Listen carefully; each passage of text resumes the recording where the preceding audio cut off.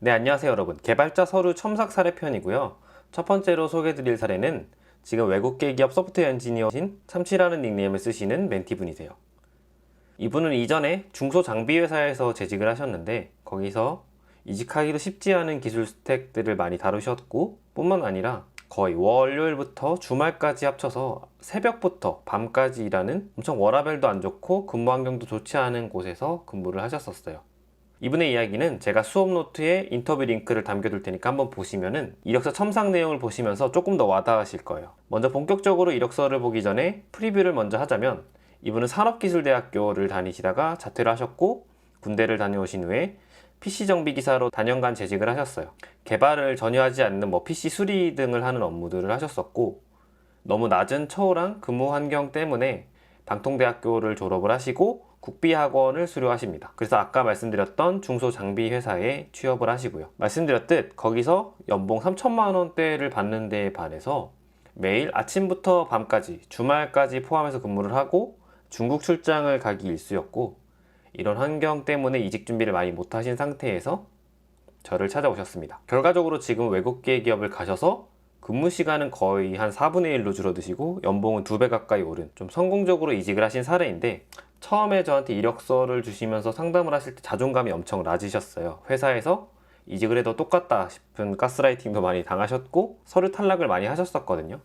근데 실제로 이력서를 받아봤을 때 사실 서류 탈락을 할 수밖에 없었다 싶은 제가 강의에서 말했던 안 좋은 내용들을 거의 다 그대로 갖다 박았다 해도 믿을 만한 이력서였어요. 일단 가장 문제점은 본인이 한 것들을 전혀 어필하지 않았다는 거였는데 개발에 욕심이 많아서 많은 것들을 좀 하셨더라고요, 생각보다. 근데 이것들을 서류에 전혀 담아내지 못했고 그래서 이건 그냥 처음부터 다시 써야겠다라는 생각으로 본인이 한 거를 전부 다 작성해 오기를 요구를 드렸어요.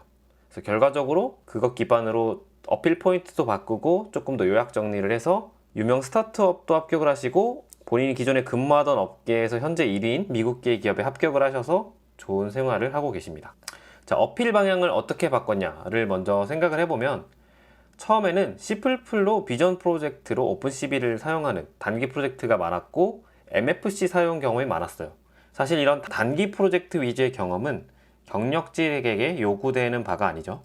경력직일수록 장기적인 프로젝트 경험이 필요하니까 이게 약점이었고 MFC는 사실 사장 되어가는 기술도 아니고 사장이 된 기술이기 때문에 이것들을 본인의 메인 커리어로 삼는 거는 독이 된다 싶어서 이런 부분들을 없애고 일반적인 C++ 소프트웨어 엔지니어 느낌으로 컨셉을 좀 바꿨습니다. 그래서 기존에는 MFC 오픈CV를 쓰는 단기 비전 프로젝트 위주의 개발자였다면 그게 아니라 비전 쪽 도메인에서 근무를 많이 한 C++ 소프트웨어 엔지니어다 라는 식으로 어필 포인트를 바꿨고요. 이런 것들을 어필하기 위해서 본인이 했던 내용들을 다 모아서 기술적인 내용들로 다 기술을 했습니다. 그 과정에서 개발이랑 무관했던 과거의 이력들은 다 삭제를 했고 불필요한 자소서도 그냥 삭제해버렸고 솔직히 방통대를 나왔다는 게 학력적으로 강하게 어필할 요소는 아니다 보니까 이런 내용은 경력직이다 보니 그냥 뒤로 빼버렸어요.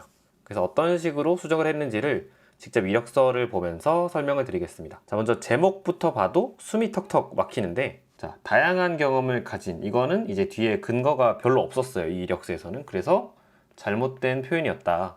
그리고 말했지만 MFC는 사장된 기술이죠. 이런 기술을 본인의 메인 커리어로 앞세우는 거는 독이 됩니다. 그리고 일단 양식을 봐도 어질어질한 표 기반의 양식이죠. 제가 정말 싫어하는 양식입니다. 이렇게 축소해서 보시면 아시겠지만 가독성이 정말 안 좋고 페이지 수만 많이 늘어나게 돼요. 그래서 표 기반의 이력서는 한눈에 와닿지 않는 단점을 가지고 있어서 자, 지금 이 페이지에 거의 반 가까이를 와도 이 사람이 어떤 개발을 했는지를 잘 알 수가 없습니다. 자, 우리 학력 부분. 사실 학력 부분이 엄청난 지금 강점이 되지는 않잖아요. 그럼 경력직이다 보니까 이런 부분을 그냥 날려버리자, 뒤로 빼버리자 결정을 했고 최종 졸업, 방통대를 졸업해서 학사를 보유했다만 남기고 사실 이전 거는 중요한 게 아니잖아요. 그래서 그냥 삭제해버렸습니다. 이 부분은 뒤로 이동을 했고요. 그래서 뒤로 넘어가서 먼저 경력 사항을 봤을 때 문제점이 뭐냐면 이제 3년 8개월이면 상당히 오랜 근무를 하셨는데 이제 너무 심플하죠. 그러니까 본인의 역할이 이미지 획득 하면은 이게 뭔 소리지? 생각이 들고 모션 제어만 봐도 그래서 어떤 일을 했다는 건지 알 수가 없어요. 통신 제어도 되게 모호한 표현이죠. 그래서 이것만 봐서 이 사람이 무슨 프로젝트를 했다는 거지를 전혀 이해를 할 수가 없습니다. 그래서 본인 어떤 프로젝트나 개발 경험에 대한 어필이 전혀 없는 이력서였다. 그래서 머신 비전 프레임워크 개발했다는 경험도 있는데 뭔가 이것만 봤을 때는 잘 적으면 뭔가 적을 거리가 나올 것 같은데 말했다시피 그냥 UI 통합 환경 구성, 어떤 기술로 어떤 UI를 만들었는지가 없고 자체 DB 구현, 뭔가 큰 업무 같은데도 아무것도 없죠. 디바이스 통합 환경 구성은 봐서 무슨 얘기인지 알 수가 없고 영상 처리 알고리즘이면 어떤 알고리즘인지에 대한 설명조차 있지 않았어요. 그래서 이것만 봐서는 뭐지? 만 하고 넘어갑니다. 자, 그 다음에 봤을 때 이건 결과적으로 PC 수리 업무를 하는 경력을 넣으셨어요. 개발 경력이 4년이 넘은 경력직인데 개발과 관련 없는 PC 수리 업무 같은 걸 넣을 필요가 있나? 라는 생각이 들었죠. 그래서 보자마자 이거는 날려버렸습니다. 대신에 이런 식으로는 사용을 했어요.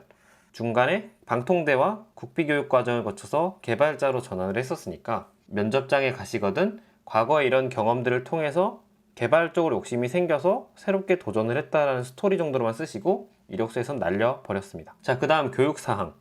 아트메가 128 기초 C 기반 리눅스 인베디 시스템 개발. 이것만 봤을 때 뭔가 대단한 교육 과정이 아니고 정말 기초적인 내용이라는 걸 알 수 있죠. 그래서 이런 큰 칸을 사용해서 이런 것들을 굳이 적어야 되냐라는 생각을 했습니다. 그래서 그냥 날리자고 결정을 했고요. 자, 마찬가지로 면허 제발 쓰지 마시고 BCCPM이라는 어떤 학원에서 만든 거면은 아무 의미 없겠죠. 그래서 정보 처리 기사 정도는 뭐 기술 하셔도 되는데 경력직이라 이것도 필요가 없다 생각을 해서 이것도 너무 많은 공간 낭비를 했다 라고 생각을 했습니다. 자, 그 다음 자기소개서는 산 넘어 산인데 본인이 이제 개발을 접하고 어떤 일을 해왔다에 대한 스토리들을 말하잖아요. 그럼 사실 이거는 자소서로 말할 게 아니라 이력서로 말을 해야 돼요. 왜 굳이 이런 내용을 긴 자소서로 말을 해야 되냐라는 거죠.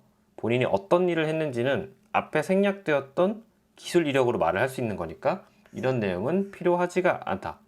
그리고 항상 새로운 무언가를 찾게 된다라는 거에 대한 근거도 빈약하죠. 그리고 항상 뻔한 거, 이제 장점 같은 단점을 얘기하면서 본인의 단점을 언급하는 일반적인 딱딱한 올드 기업들에서 요구하는 본인의 단점을 말하세요 같은 질문에 대답을 했죠. 사실 이거를 봐도 개발적으로 어떤 사람인지를 알기가 어렵고 그래서 그런 주제를 봤을 때 별로 흥미가 생기지 않았어요. 그래서 이런 것들을 읽었을 때 그냥 자소서를 다 날립시다 생각을 했어요.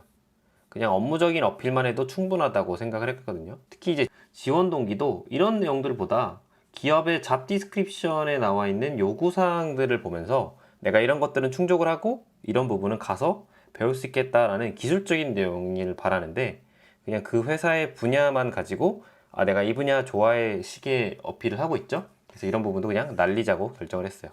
그리고 이거는 전형적인 자소서 내용들이죠. 그래서 결과적으로 자소서 내용들이 너무 길고 그래서 당신이 개발자적으로 어느 정도 역량을 가졌는데를 보기가 힘들었어요. 그래서 그냥 다 날려버렸습니다. 바뀐 이력서를 먼저 보시면 자, 뒷부분에 보시면 아시겠지만 멘토링을 하기 전에 가능한 본인이 한 업무를 전부 다 기술을 해보라고 말씀을 드려서 결과적으로 좀 많은 것들을 하셔서 러닝 커브가 가파르다라는 표현을 적고 싶다고 하셔서 적었고 비전 도메인의 강점이 있죠. 그러니까 내가 했던 비전은 비전에 대한 개발만 한 게 아니라 나는 개발자인데 도메인에 대한 경험이었다라는 식으로 그냥 제목을 바꿨습니다.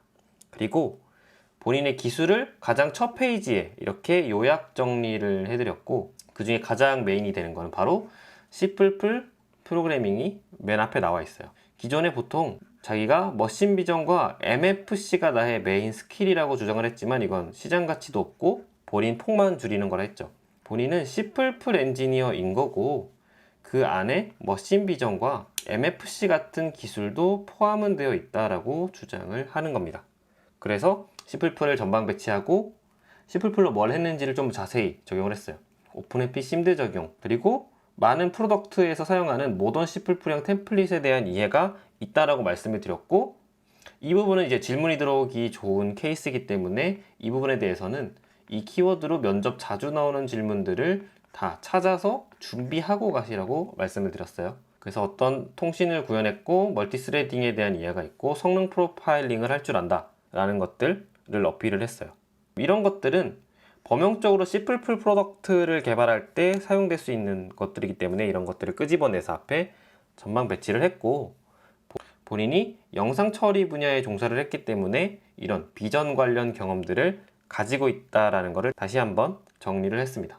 그리고 다양한 프로젝트를 하다 보니까 여러 SDK들을 사용을 해봤는데 이런 것들을 활용할 수 있다라는 식으로 요약 정리를 했어요. 아까랑 차이점이라고 하면 구체적으로 본인이 어떤 알고리즘들을 구현을 했었고 어떤 기능들을 사용을 했는지 이런 경험들에 대해서 구체적으로 이름을 명시했죠. 그래서 이런 내용들만 봐도 이 사람 어떤 개발 해왔구나, 어떤 것들을 해봤구나를 가장 첫 페이지에서 알고 뒤로 갈 수가 있어요. 그래서 두 번째 페이지로 넘어와 보면 아까랑은 다르게 본인의 업무가 조금 더 명확하게 나와 있죠. 프레임워크를 개발을 하면서 내부의 알고리즘 구현이랑 속도 개선이 본인의 역할이었고, 카메라랑 모션과 관련된 업무들을 했고, 본인이 이런 실제로 C++로 개발된 프로덕트에 대해서 배포하고 릴리즈하는 경험을 가지고 있다 라고 주장을 했고, 머신 비전 쪽에서 근무를 했으니까 이런 비전과 관련된 태스크들을 어떤 것들을 처리했는지에 대해서 어필을 하고 있었습니다. 자, 이런 식으로 정리 요약을 했고요. 이분은 이제 프로젝트 단위로 한 내용들이 좀 많이 달라지고 그 안에서 기술적으로 새롭게 시도하신 것들이 많아서 프로젝트 탭을 별도로 만나서 프로젝트별로 자세한 것들을 설명을 했었어요. 여기서 보여주고 싶었던 게 내가 이런 다양한 업무들을 했고 다양한 업무에서 잘 성과를 냈으면서 그때그때 러닝 커브 있는 내용들을 빠르게 배우고 적용했다라는 거를 구체적으로 여기서 기술을 하는 거죠. 아까 말했지만 이런 내용이 하나도 없었잖아요. 이런 것들을 본인이 했던 업무들을 복귀하면서 일단 다 적고 그것 기반으로 요약 정리를 해서 이런 것들을 표현을 해냈어요. 그리고 특히나 정량적으로 보여지는 어떤 것들을 어느 정도 개선하고 성공했다 싶은 것들은 어느 회사를 가도 좋아할 어필 요소이기 때문에 강조해서 정리하라고 말씀을 드렸고요. 마지막으로 다른 프로젝트도 정리함과 동시에 학력은 가장 뒤로 빠져 있는 걸 볼 수 있죠. 그리고 불필요한 고등학교나 자퇴한 대학교의 이야기를 쓰지 않았어요. 사실 그 학교 이름이 주장한다고 어필될 요소도 아니고 본인이 학사를 가지고 있음 정도만 어필하면 충분한 정도이기 때문에 강조하지 않았습니다. 자, 그래서 이렇게 정리를 했었고, 참치님이 가장 큰 주목 포인트가 뭐냐면 첫 번째 이력서로 서류 탈락을 했던 회사에 이런 수정된 이력서로 2달 후 재지원을 했을 때는 합격을 했다는 게 가장 큰 의의가 있어요.